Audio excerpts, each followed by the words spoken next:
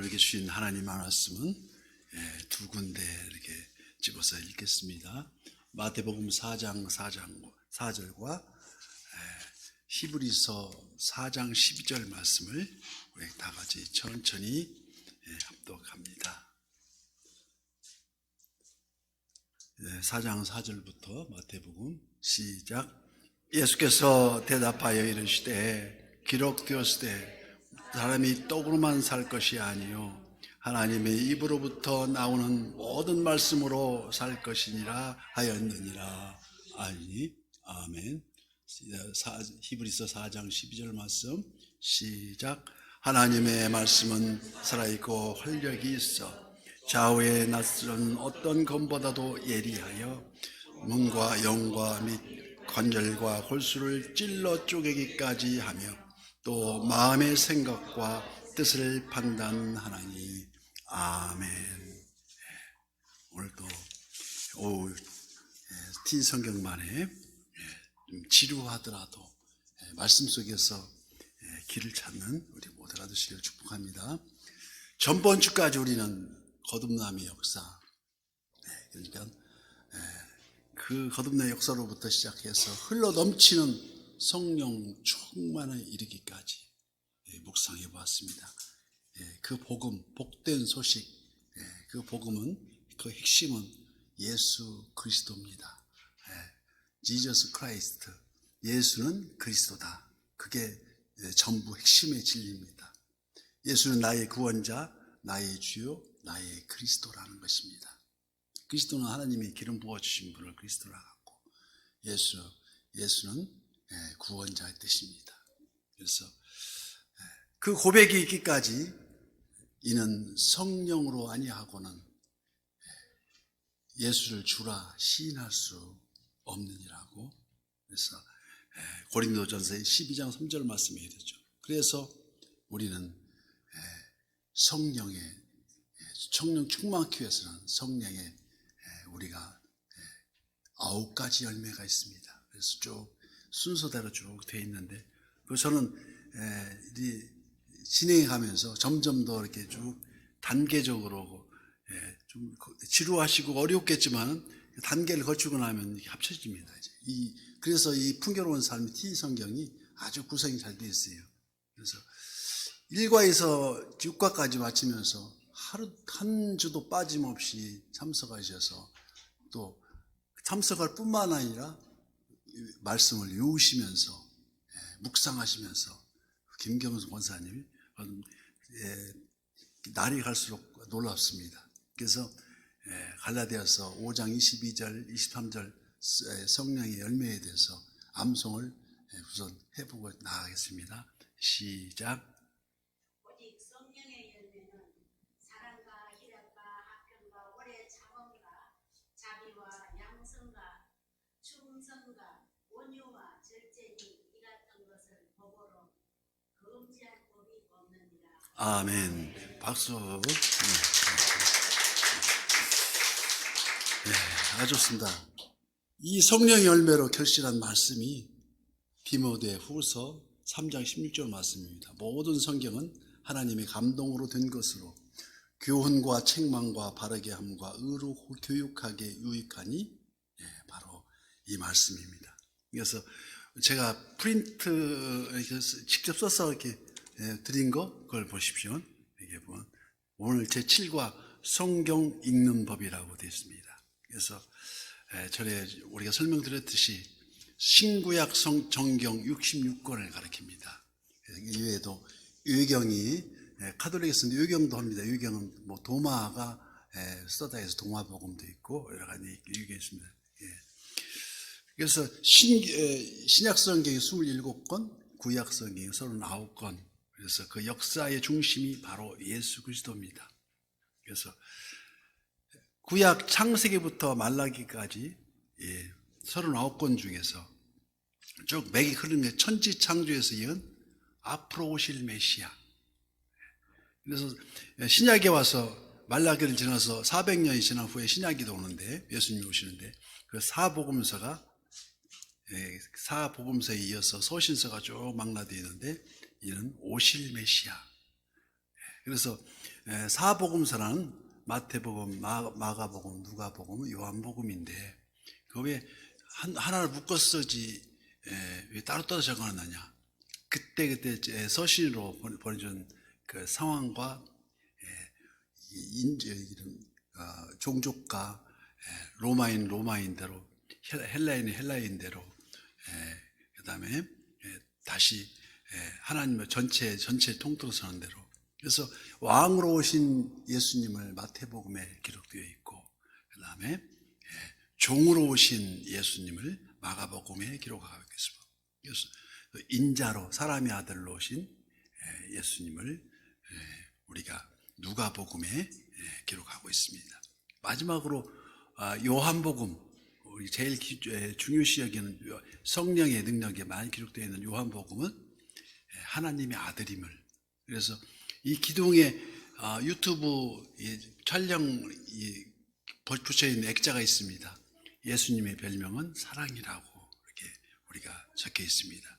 그래서 요한계시록 마지막 계시록에는 요한이 반모섬에 유배되어서 하나님의 계시를 받아 다시 오실 메시아, 재림 메시아를 여기 기록하고 있습니다. 그래서 계시란 10개, 10분 때 보시면 그 개자가 눈을 연다고 할 때 10개 보일시, 눈을 열어서 보여주신다는 말씀이에요. 평소에는 보지 못하는 것을. 그래서 계시에는 자연 계시와 특별 계시가 있습니다. 자연 계시는 우리가 기록됐을 때 자연 현상, 천하 만사가 다 우리 주님이 하나님께서 창조하시는 것 같이 꽃이 피고 새가 울고 이런 자연 현상을 보고 우리는 이건 누가 만들려고 이렇게 만들 수도 이 조화를 감히 누가. 그래서 과학자들도 계속 연구하다 보면 너무도 이 우주과학을 연구하는 분도 그렇고 생태과학도 그렇고 끝에 가보면 너무 신비해서 도저히 신이 아니면 도저히 이건 불가능한 일이라고 결론이 이렇게 들어갑니다. 그래서 섣불리 다윈의 진화론을 약간 아는다고 해서 아는 체 하는데 그거는 일부분에 불과하고 우리는 항상 자연 계시를 보면 전에 설명했듯이 나무잎이 하늘 향해서 막 바람이 불 때 출렁일 때 꼭 찬양이 들리는 것 같은 찬양 소리가 바람 소리가 찬양 소리로 들리는 때가 있습니다. 이게 성령 충만에 이럴 때 그런다고 처음에 드렸듯이 특별 계시가 바로 하나님의 말씀입니다. 성경. 그래서 요한복음 20장 31절 말씀에 오직 이것을 기록하면 너희로 예수께서 하나님의 아들 그리스도이심을 믿게 하려 하며 또 너희로 믿고 그 이름을 힘입어 생명을 얻게 하려 함이라. 기록한 대로 바로 성경의 기록하며 목적이 나와 있습니다. 왜? 바로 예수 그리스도예요. 예수는 그리스도임을 알기 위해서. 그래서 우리가 구약 성경을 배우는데 창세기에서 태초에 하나님이 천지를 창조하시나 창조 역사부터 시작해서 족장 아브라함이 이삭을 낳고 이삭이 야곱을 낳고 야곱이 유다와 그 형제를 낳고 했듯이 그 쭉 족장으로 흘러가는 그 내용이 나오지 어째서 거기가 예수님이 나오느냐. 바로 첫 서두에서 나옵니다. 그래서 지금 여기 적어놨거든요. 창세기 3장 15절 말씀에 꼭 집에 가셔서 들춰보셔가지고 대주해 보셔서 그래서 본래 원초적인 복음이라고 해서 원시복음이라고 합니다. 어떻게 보면 같이 한번 여기 쳐다보면서 읽어보겠습니다. 시작. 내가 너로 여자와 원수가 되게 하고 내 후손도 여자의 후손과 원수가 되게 하리니 여자의 후손은 내 머리를 상하게 할 것이요 너는 그의 발꿈치를 상하게 할 것이니라. 아멘. 여기에 보면 밑줄을 그은다고 있습니다. 여자와 원수가 된다. 이건 행복동산 에덴동산 그 동산에서 아담과 하와가 하나님이 쓸쓸한 아담을 위해서 갈비뼈를 내서 이렇게 여자를 창조하지 않습니까? 뼈 중에 뼈요 살 중에 살이라고 장송하던 그 하와가 어느 날 갑자기 먹음직도스럽고 보암직도스럽고 지혜로울 만큼 탐스러운 그 선악과를 봄으로써 좀 자기 혼자 먹든지 하든지 그걸 딱 먹고 또 아담한테 얘기합니다. 자기도 먹어야 된다고.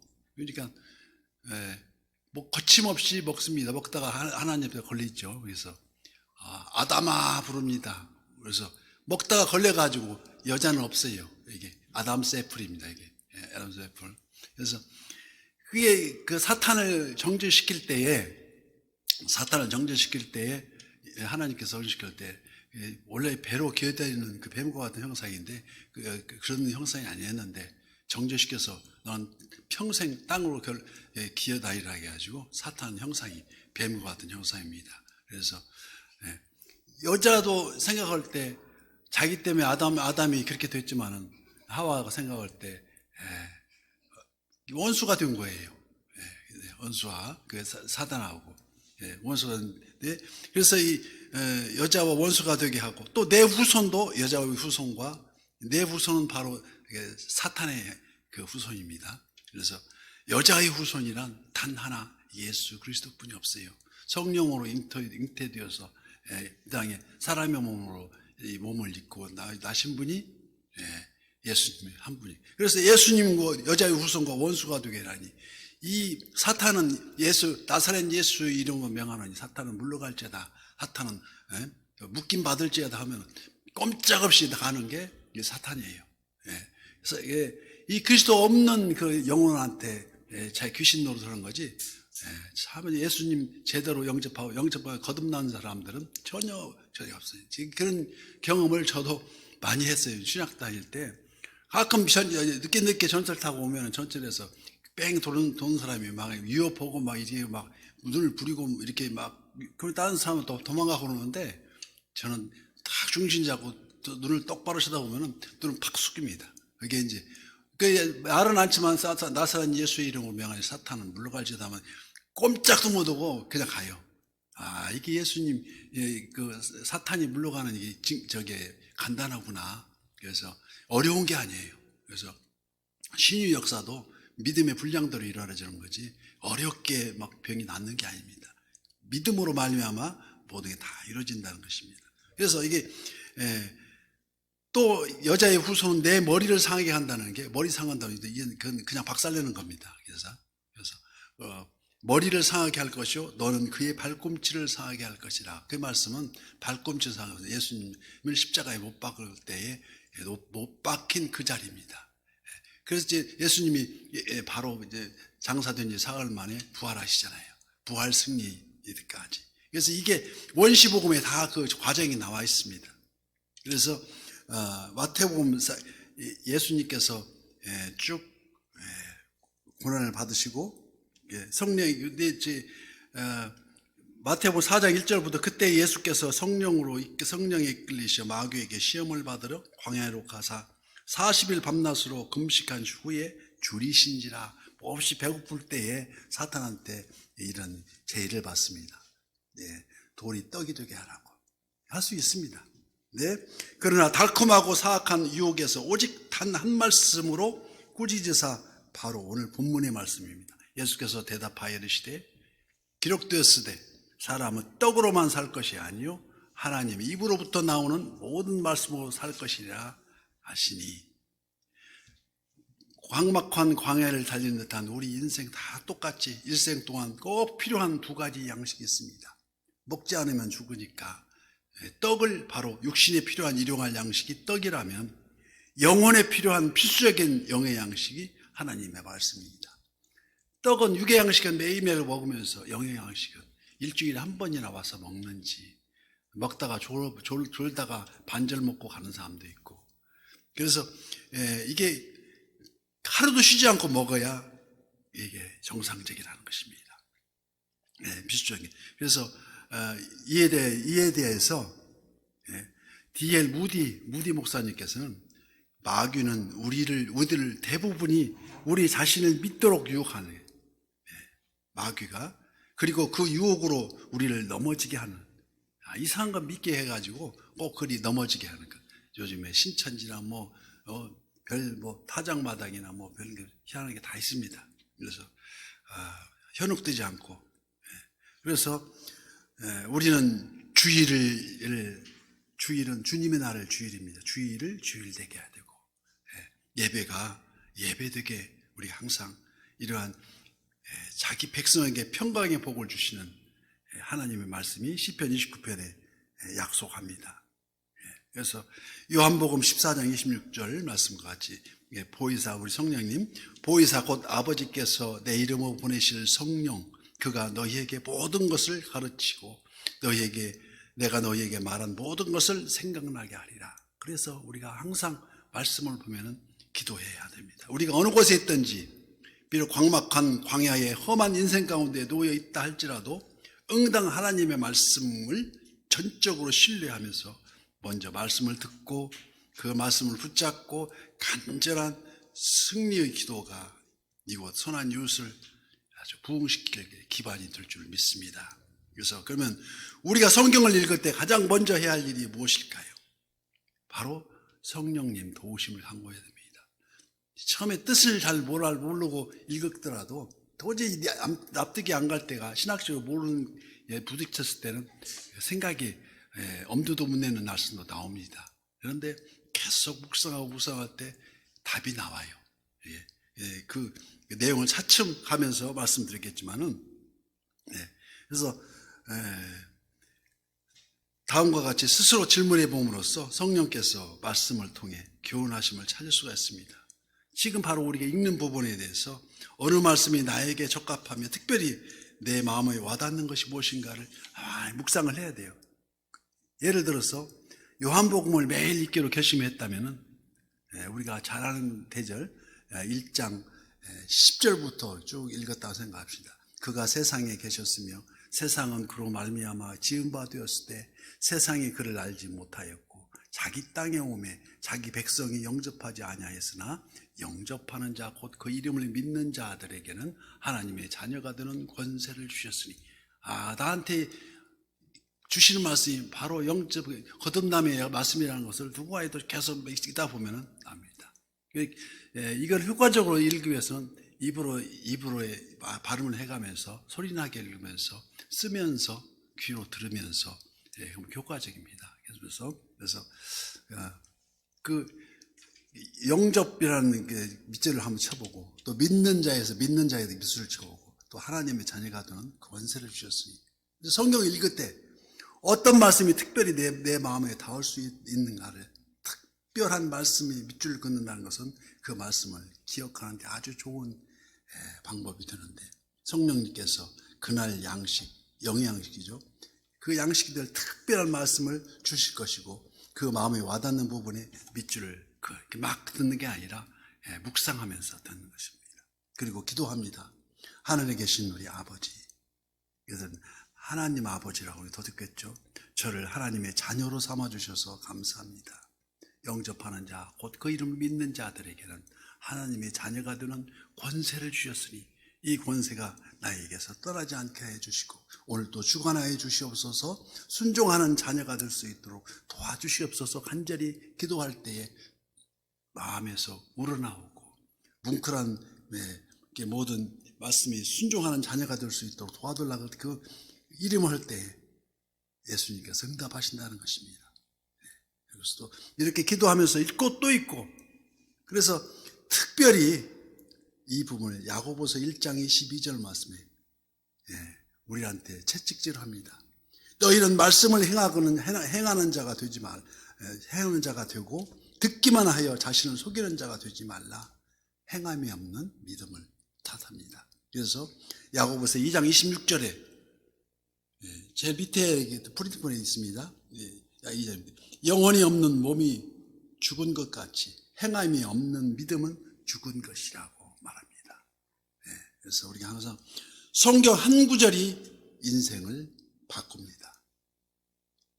그래서 우리가 잘 아는 히브리서 4장 12절 말씀에 하나님의 말씀, 왜 인생을 바꾸는지를 이유가 적혀있습니다. 하나님의 말씀은 살아있고 활력이 있어 좌우의 날선 어떤 검보다도 예리하여 혼과 영과 및 관절과 골수를 찔러 쪼개기까지 하며 또 마음의 생각과 뜻을 판단하나니. 그래서 이 대목도 우리 김경수 집사님께서 다 외우셨더라고요. 그래서 그래서 하나님의 말씀이 내 안에 들어가면 그 말씀이 내 마음과 생각과 뜻을 나 자신보다 더 잘 알고 있기 때문에 자연스럽게 치유가 이루어집니다. 마음의 상처가 깨끗이 되져요. 성경은 우리가 낙심하고 쓰러져 있을 때 우리를 일으켜 세우고 위로하십니다. 그래서 태초에 말씀이 계시니라. 이 말씀이 하나님과 함께 계셨으니 이 말씀은 곧 하나님이시라. 그래서 자꾸 태박해서 우리가 돌아가는데 반대로 우리가 고면한 마음을 품었을 때 성경은 우리의 죄악을 드러내고 우리의 위선을 벗기면서 회개에 합당한 열매를 맺게 하신다는 것입니다. 이를 시편 119편에는 청년이 무엇으로 그의 행실을 깨끗게 하리까 주의 말씀만 지킬 따름이니이다고 고백합니다.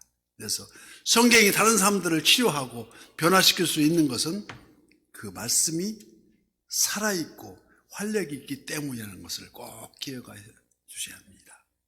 살아있다는 말은 살아계신 하나님께서 살아있는 나의 지금 현재 나 자신에게 말씀하시고 있다는 것입니다. 잘 들으셔야 됩니다. 그래서 그러므로 하나님의 말씀은 과거에 말씀하신 것이 아니라 지금 이 성경 안에서 우리에게 직접 말씀하신 우리가 하나님의 말씀 바로 이걸 특별 계시하고 우리 자연 계시에 비춰서 특별하게 우리한테 주시는 말씀이라는 것입니다. 그래서 전 세계에서 제일 베스트셀러가 이 성경책인데 팔리기는 제일 많이 팔리는데 익혀지지 않는 책이 이 성경책입니다. 그래서 우리가 말씀을 장류 근간을 이룬 칼빈이라고 짱 칼빈은 이 성경을 읽을 때마다 이렇게 말합니다. 방금 하늘에서 내게 주신 말씀이라고 칼뱅은 말합니다. 그 말씀이 이렇다는 것입니다. 성경을 읽을 때마다 방금 하늘에서 내게 주신 말씀이라고 말합니다. 성경 한 구절만으로도 생명의 말씀으로 붙들기만 하면 우리 인생이 바뀝니다. 반면이 달라집니다. 그래서 방탕하던 성 오거스틴은 방탕을 시대에 어떤 말씀이 로마서 13장 12절 말씀에 완전 인생 바꿔버렸습니다. 밤이 깊고 낮이 가까웠으니 그러므로 우리가 어둠의 일을 벗고 빛의 갑옷을 입자. 그 한 구절에 성 어거스틴으로 새 옷을 입었고 부지런히 하나님 말씀 배워가지고 우리 카톨릭의 거장이 됩니다. 세상을 쫓던 이런 무드장 구두 수선공을 했던 무디는 거듭남의 구절 바로 우리가 첫 장에서 배웠던 영접하는 자 곧 그 이름을 믿는 자들에게는 하나님의 자녀가 되는 권세를 주셨으니 이 말씀에 그 완전히 불꽃이 튀어가지고 그 권세를 가지고 내가 여기까지 살았구나 하면서 회개를 맺고 새 사람으로 거듭난 역사를 세계의 센세이션을 일으킨 부흥사 목사님으로서 전도를 5만 명 이상 했다는 그 기록이 있지 않습니까? 그래서 우리가 여기서 있는 저 역시 60이 다 된 나이에 한 구절, 성경 한 구절, 시편 1편에 의해서 마음이 확 바뀌어가지고 처음에는 잘 몰랐는데 너무 묵상하다 하다 보니까 난 복 있는 사람이 그 시편 1편에 들어서 그럼 복 받겠구나 생각했는데 그게 아니었어요. 묵상하니까 복 있는 사람은 악인의 꾀를 쫓지 아니하며 죄인의 길에 서지 아니하며 오만한 자의 자리에 앉지 아니하고 오직 여호와 율법을 즐거워하여 그 율법을 취하러 묵상하는 자로다. 저는 시냇가에 심은 나무가 시절을 쫓아 과실을 맺으며 그 잎사귀가 마르지 아니함 같으니 그 행사가 다 형통하리로다. 악인은 그렇지 않으냐 아니며 바람에 나는 겨와 같도다. 그러고 악인 심판을 견디지 못하며 죄인의 의인의 회중에 들지 못하리로다. 그래서 그냥 쭉 갈 때 이렇게 하면 복이 있다가 아니라 나중에 묵상을 해보니까 그 말씀을 묵상한 그 자체가 복이 있다는 것입니다. 그렇게 하면은 복을 준다는 게 아니라 그 자체가 말씀을 접할 때 복 있는 사람이 가는 길이 어떤 길입니까? 악인의 꾀를 쫓지 않는 그 길이고 그걸 쫓지 않는 그 자체가 복 있는 사람이라는 거. 가다가 지치면 서는데 그 서 있는 자리가 그 죄인의 길에 서지 않냐고. 그 죄인에게 서지 않는 그 자체가 복이 있는 것이고, 그 다음에 앉아 있는 자리가 오만한 자리에 앉지 아니하는 것. 나는 5만 원짜리 5만 하지 않으면 복 받을 줄 알았더니 5만 원짜리 앉지 않는 게 바로 복이었더라고요. 그래서 복 있는 사람이 하는. 그래서 왜 그 역사의 배경을 살펴보니까 왜 시냇가에 심은 나무가 시절을 쫓아야 과실을 맺어야 되느냐. 그 황량한 팔레스타인 시냇가에 심은 나무를 읊을 때 그 당시에는 지금도 그렇지만 와디가 그 광수량이 작아가지고 우리는 1년에 광수량이 약 1,500mm에서 2,000mm, 그러면 한 2m 정도 이렇게 오는 건데 거기는 많이 와야 300mm 그 정도. 그런데도 물이 고일 때는 고입니다. 그러니까 우리나라에서는 아무나 심어도 나무가 무성히 잘 자라지만은 거기는 시냇가에 심어야 자란다. 나무에 말로 죽는다. 그래서 그래서 어떤 상황이 되어서도 우리가 시냇가에 심은 나무가 시절을 쫓아 과실을 맺는다면 그 맞음을 맺으면서 맺기 위한 그 과정에 복이 있는 것이지 맺음으로써 복이 아니라는 것을 우리가 차츰 알게 된다는 것입니다. 그래서 이처럼 성경 한 구절만이라도 바로 붙들고 내 마음판에 새기면 하나님께서 그 말씀을 통해서 내 삶을 변화를 시키고 그 송두리째 바꿔주는데 우리 선한 이웃교회도 말씀을 대부흥이 이룰 줄 믿습니다. 예수님 이름으로 축복합니다.